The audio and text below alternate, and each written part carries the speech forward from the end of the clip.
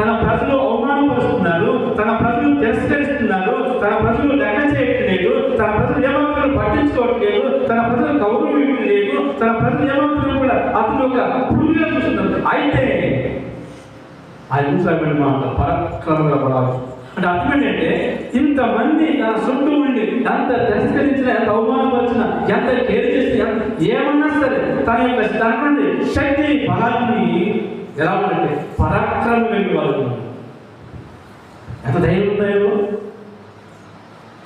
ఎక్కడ కృంగిపోలేదు. అది అతని యొక్క జీవితంలో, ఆ యొక్క పెరుగుదలలో, ఆయన జీవితంలో, ఆ యొక్క ప్రాంతంలో అంతమంది ఆయన ఎగతాళి చేసి ఏడు చేసి నువ్వు అవమానపరుస్తుంటే ఆ అవమానాలను ప్రక్కన పెట్టి ఆయన ఏమవ్వాలనుకున్నాడో దాని మీద ఆసక్తి చూపించాడు. అది తన యొక్క ఉద్దేశం. అందరికంటే బాగుండాలనుకున్నాను.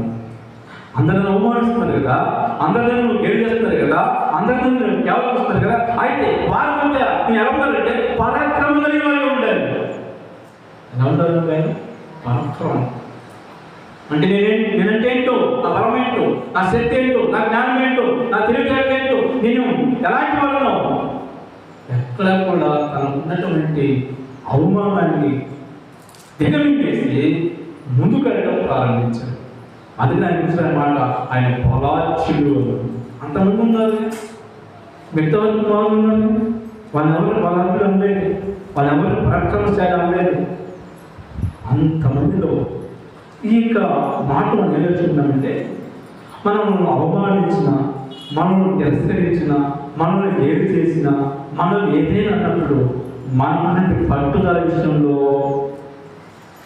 దిగజారిపోకూడదంటే, ఎందుకంటే నా స్థితి ఇలా ఉంది అని దిగులుపడి పురుగు చేసుకొని, లేకపోతే ఏదో ఆలోచన చేస్తే ఆయన ఎందుకు పనికిరాను అన్నాడు. ఎందుకంటే నాకు ఈ ప్రాంతంలో దిక్కులో నాకు ఏమాత్రం కూడా స్థానం లేదని దిగులు చెందక ఆయన నిలబడ్డాడు.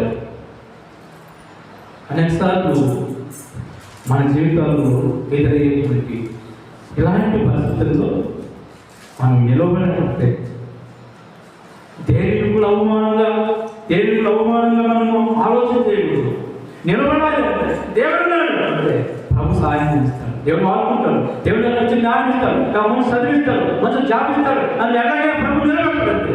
ఆ విశ్వాసం ఉండాలి, ఆ నమ్మకం అనేది ఉండాలి.